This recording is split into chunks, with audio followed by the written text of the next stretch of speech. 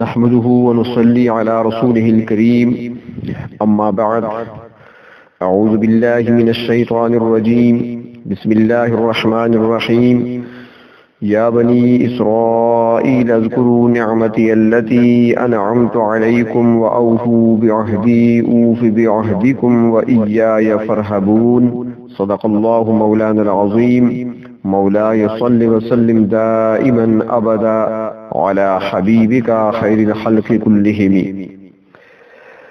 آج ہمارے سلسلے کا درس نمبر 41 ہے، سورۃ البقرہ کی آیت نمبر 40۔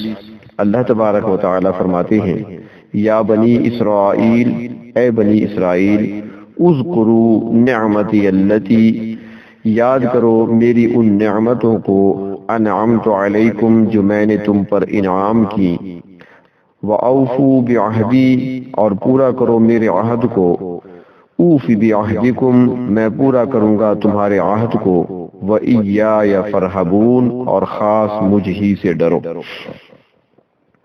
اس سے پہلے یا ایھا الناس اعبدوا سے تمام بنی نوع انسان سے عمومی خطاب تھا، اور پھر حضرت آدم علیہ السلام کی تخلیق اور خلافت ارضی کا ذکر تھا۔ اس کے بعد وَإِذْ قَالَ رَبُّكَ لِلْمَلَائِكَةِ اس میں بھی عمومی نعمت کا ذکر ہوا جو حضرت آدم علیہ السلام کے ذریعے تمام انسانوں کو حاصل ہوئی۔ اب یہاں سے بنی اسرائیل کو خصوصی خطاب ہو رہا ہے، تو یہ سمجھا جائے کہ اس سے پہلے جو خطاب تھا یا ایھا الناس اعبدوا خطاب عام تھا، اور اب یا بنی اسرائیل ارشاد فرما کر خطاب خاص ہے۔ تو اللہ تبارک و تعالی نے انہیں اپنی نعمتیں یاد دلائی ہیں اور ان معجزات کا ذکر کیا ہے جو ان میں ظاہر ہوئے۔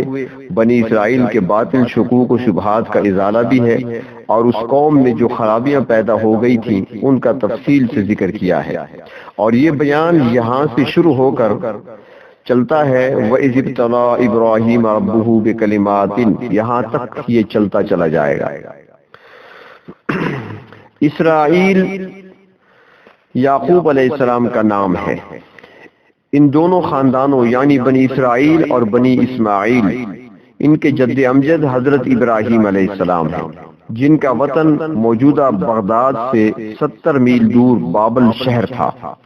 آپ کی پیدائش کے وقت بابل بہت بڑا شہر اور ایک تہذیب کا مرکز تھا۔ 40 مربع میل پر پھیلا ہوا تھا یہ شہر، اور بہت بڑی سلطنت کا پایہ تخت تھا۔ حضرت ابراہیم علیہ السلام نے اللہ تعالیٰ کے حکم سے یہاں سے ہجرت فرمائی، جیسا کہ قرآن پاک میں دوسرے مقام پہ آتا ہے، انی مہاجر الی ربی، اور مصر کے راستے سے ہوتے ہوئے آپ شام پہنچے، کچھ عرصہ وہاں قیام فرمایا، اور پھر حجاز آئے اور مکہ مکرمہ بھی تشریف لے گئے، یعنی کہ آپ اصلاً عراقی تھے، پھر شامی اور پھر حجازی ہوئے۔ اس زمانے میں فلسطین کو کنعان کہتے تھے، اور یہ شام ہی کے ماتحت تھا، بعد میں اس کو بڑی شہرت حاصل ہوئی۔ حضرت ابراہیم علیہ السلام کی بیوی حضرت ہاجرہ رضی اللہ تعالی عنہا سے حضرت اسماعیل علیہ السلام پیدا ہوئے۔ آپ کے 12 فرزند تھے، یعنی حضرت ابراہیم علیہ السلام تھے، پھر ان کے آگے بے شمار قبیلے ہوئے۔ حضرت ابراہیم علیہ السلام کی دوسری بیوی آپ کی چچا زاد حضرت سارہ رضی اللہ تعالی عنہا تھی، جن کا ذکر قرآن پاک میں بھی آتا ہے۔ آپ کے بطن سے حضرت اسحاق علیہ السلام پیدا ہوئے، اور پھر ان سے حضرت یعقوب علیہ السلام اللہ تعالیٰ کے عظیم نبی ہوئے۔ حضرت ابراہیم علیہ السلام کو اللہ تعالیٰ نے ان کی زندگی میں ہی بشارت سنا دی تھی، وَمِن وَرَاءِ إِسْحَاقَ وَيَعْقُوبَ، یعنی تمہارے فرزند اسحاق علیہ السلام سے ان کے بیٹے یعقوب علیہ السلام ہوں گے۔ پھر حضرت یعقوب علیہ السلام کے 12 بیٹے ہوئے، سورۃ اعراف کے اندر موجود ہے۔ یہ اسی بات کی طرف اشارہ ہے۔ حضرت ابراہیم علیہ السلام کی ایک تیسری بیوی قطورہ بھی تھی، جس کی اولاد بنی قطورہ کہلاتی ہے، مگر انہیں زیادہ شہرت حاصل نہ ہوئی۔ حضرت اسحاق علیہ السلام کے 2 بیٹے، ایک کا نام عیس اور دوسرے کا نام یعقوب، یہ جڑواں پیدا ہوئے تھے۔ البتہ عیس ذرا پہلے پیدا ہوئے، یعقوب بعد میں پیدا ہوئے، اور یعقوب کا معنی پیچھے آنے والے کے ہیں۔ خدا کی قدرت کہ اسحاق علیہ السلام کو عیسی کے ساتھ محبت زیادہ اور ان کی بیوی کو یعقوب علیہ السلام سے زیادہ محبت تھی۔ حضرت یعقوب علیہ السلام زیادہ صحت مند اور مضبوط جسم کے مالک تھے، اور حضرت اسحاق علیہ السلام نے انہیں یہ فریضہ سونپ رکھا تھا کہ وہ دروازے پر موجود رہیں جب تک میں عبادت میں مصروف رہوں، کسی کو اندر آنے کی اجازت نہ دیں تاکہ عبادت میں خلل واقع نہ ہو۔ ایک موقع پر انسانی شکل میں فرشتہ آیا اور اندر جانا چاہا، مگر یعقوب علیہ السلام نے روکا۔ جب حضرت اسحاق علیہ السلام باہر آئے تو دیکھا کہ یعقوب فرشتے کے ساتھ الجھ رہے ہیں، تو انہوں نے تحسین فرمائی کہ واقعی تم نے اپنی ڈیوٹی پوری ادا کی۔ فرشتے نے آپ کا نام دریافت کیا تو انہیں بتایا گیا کہ ان کا نام یعقوب ہے۔ اس نے کہا اس کا نام اسرائیل ہے۔ سریانی یا عبرانی زبان میں اسراء کے معنی بندہ اور ایل کے معنی اللہ، گویا فرشتے نے یعقوب علیہ السلام کا نام اسرائیل یعنی اللہ کا بندہ رکھا، جو کہ عربی میں عبداللہ بنتا ہے۔ یہیں سے آپ کا نام اسرائیل مشہور ہوا اور آپ کی اولاد بنی اسرائیل کہلائی۔ کیونکہ حضرت اسحاق علیہ السلام کی محبت حضرت عیسی کے ساتھ زیادہ تھی، اس لیے انہوں نے عیسی سے فرمایا کہ میں آخری وقت میں تیرے لیے خصوصی دعا کروں گا۔ جب ماں کو پتہ چلا تو اس نے چاہا کہ یہ دعا یعقوب علیہ السلام کے حق میں ہو، چنانچہ اس نے یعقوب علیہ السلام کو دوسرے بھائی کا لباس پہنا کر ان کے باپ کے پاس بھیج دیا اور ساتھ نصیحت کی کہ باپ کے سامنے آہستہ بولنا تاکہ وہ تمہیں پہچان نہ لیں، کیونکہ اس وقت حضرت اسحاق علیہ السلام کی نظر کمزور ہو چکی تھی۔ وہ حضرت یعقوب علیہ السلام کو عیسی سمجھے اور ان کے حق میں دعا فرمائی کہ اللہ تعالیٰ تمہاری اولاد میں نبوت کو جاری رکھے۔ یہ خصوصی دعا اللہ رب العزت نے قبول فرمائی، چنانچہ حضرت یعقوب علیہ السلام سے لے کر حضرت عیسیٰ علیہ السلام تک اللہ تعالیٰ نے 4000 نبی اور رسول اس خاندان میں مبعوث فرمائے۔ کچھ عرصہ بعد دوسرے بیٹے نے باپ کو یاد دلایا کہ آپ نے میرے حق میں دعا کا وعدہ فرمایا تھا، تو انہوں نے کہا کہ وہ دعا تو میں نے کر دی ہے۔ انہوں نے عرض کیا ابا جان کہ وہ دعا تو آپ نے یعقوب کے حق میں فرمائی ہے، تو انہوں نے کہا اچھا وہ تو اس کے لیے ہو گئی، تمہارے لیے دعا یہ ہے کہ اللہ تعالیٰ تمہارے خاندان میں بادشاہت کو قائم رکھے۔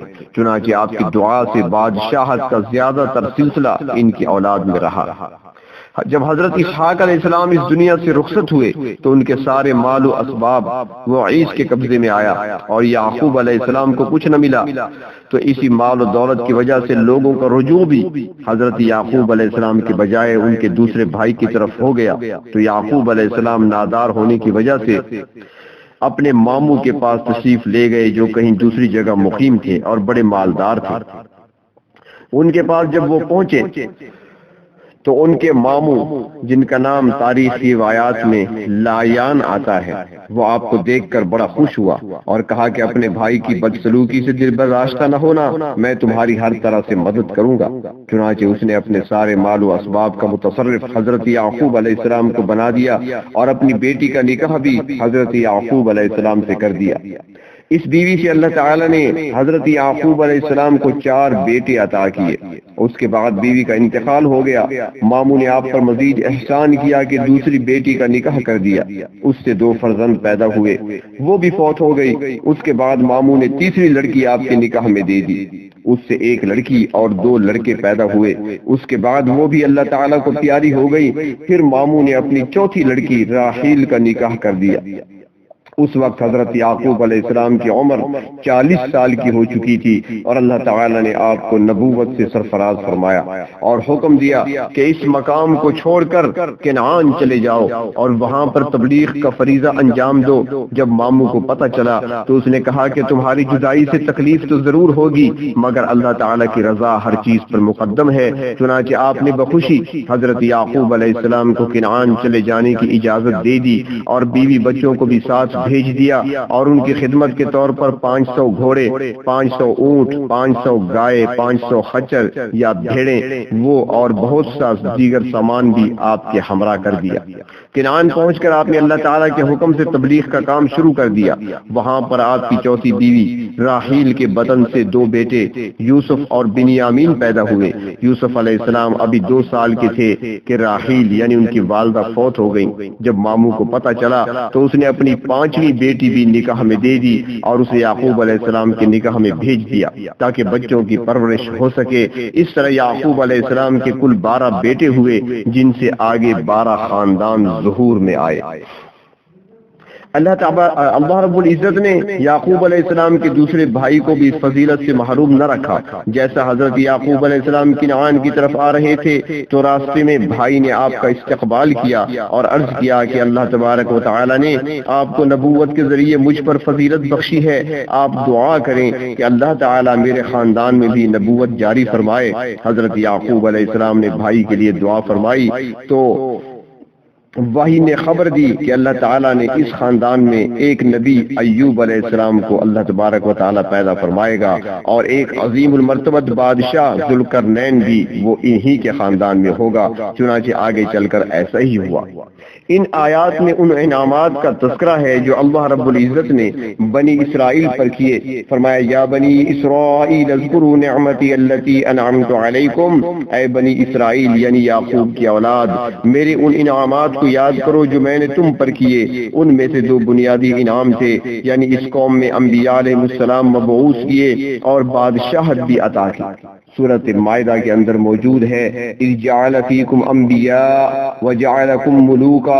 اللہ تعالیٰ نے کتنا عظیم احسان اس قوم پر کیا۔ اس وقت اس کے برابر دنیا بھر میں کوئی دوسری قوم نہیں تھی۔ ان کو عزت، دولت، شہرت حاصل تھی، مگر آہستہ آہستہ ان میں بگاڑ پیدا ہونے لگا، حتیٰ کہ عیسیٰ علیہ السلام کے زمانے تک ان کی ذلت انتہا کو پہنچ گئی۔ انجیل اور تاریخ کی کتابوں سے معلوم ہوتا ہے کہ ان میں بہت زیادہ خرابیاں پیدا ہو چکی تھی۔ ہزاروں سال گزرنے کے بعد جب نزول قرآن کا زمانہ آیا، خاتم النبیین صلی اللہ علیہ وسلم دنیا میں تشریف لائے، اللہ تعالیٰ کا آخری پیغام اور شریعت نازل ہوئی، اس وقت بھی بے شمار خرابیوں کے باوجود یہی لوگ صاحب علم سمجھے جاتے تھے۔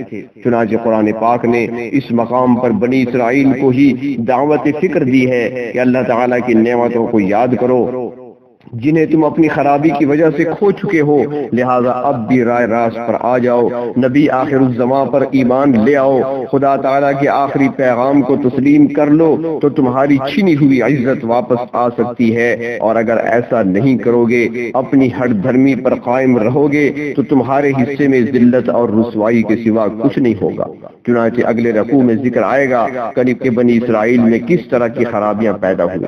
اللہ تعالیٰ نے انعامات کا تذکرہ کرنے کے بعد فرمایا اوفو بعہدی، اے بنی اسرائیل میرے عہد کو پورا کرو۔ اللہ تعالیٰ نے ان سے یہی عہد تو لیا تھا کہ میری اطاعت کرنا، انبیاء علیہ السلام کی اطاعت کرنا، فرائض کو پورا کرنا۔ فرمایا اس کے بدلے میں اوف بعہدکم، میں تمہارا عہد پورا کروں گا۔ تمہارا عہد یہ ہے کہ تمہارے گناہ معاف کر کے تمہیں بخش دوں گا اور جنت تک پہنچا دوں گا۔ تمام بنی نوع انسان سے جو اللہ تبارک و تعالی سے کیا ہوا عہد ہے، آگے اس کے مطالبے یعنی میثاق کا ذکر بھی آئے گا۔ بنی اسرائیل سے کہا گیا کہ وہ میثاق کو بھی پورا کریں، یعنی وہ عہد کو پورا کریں۔ آخری نبی صلی اللہ علیہ وسلم کے متعلق پیشن گویوں کو وہ لوگ چھپاتے تھے اور اس حسد میں مبتلا تھے کہ نبی آخر الزمان بنی اسرائیل کی بجائے بنی اسماعیل میں کیوں آیا ہے۔ یہ لوگ صاحب علم ہونے کے باوجود متعصب تھے۔ مشرکین نے تو ایمان قبول کر لیا، مگر یہ لوگ اپنی ضد پر اڑے رہے۔ اور جیسا کہ دوسرے مقام پہ آتا ہے وَلَٰكِنَّ كَثِيرًا مِّنْهُمْ فَاسِقُونَ، یعنی ان کی اکثریت نافرمانوں کی ہے، جبکہ نہایت ہی قلیل تعداد راہ راست پر آئی ہے۔ چنانچہ ان میں سے حضرت عبداللہ بن سلام رضی اللہ تعالی عنہ جیسے چند حق پرستوں نے اسلام کی دعوت کو قبول کیا۔ الغرض فرمایا تم میرا عہد پورا کرو، میں تمہارا عہد پورا کروں گا، وَإِيَّايَ فَارْهَبُونَ، اور خاص مجھ ہی سے ڈرو، میں ہی تمہارا خالق اور مالک ہوں۔ میں نے تم پر پہلے بھی انعام کیے، آئندہ بھی کروں گا، بشرط یہ کہ مجھ سے ڈر کر سیدھے راستے پر چلتے آؤ، سیدھے راستے کو اختیار کرو۔ تو اللہ تبارک و تعالی ہمیں بھی قرآن حکیم کو سمجھنے اور سمجھنے کے بعد اس پر عمل کرنے کی توفیق عطا فرمائے۔ اللہ رب العزت ہمیں نافرمانوں میں شامل نہ فرمائے، اپنے اطاعت گزار بندوں میں شامل فرمائے۔ وآخر دعوانا ان الحمد للہ رب العالمین۔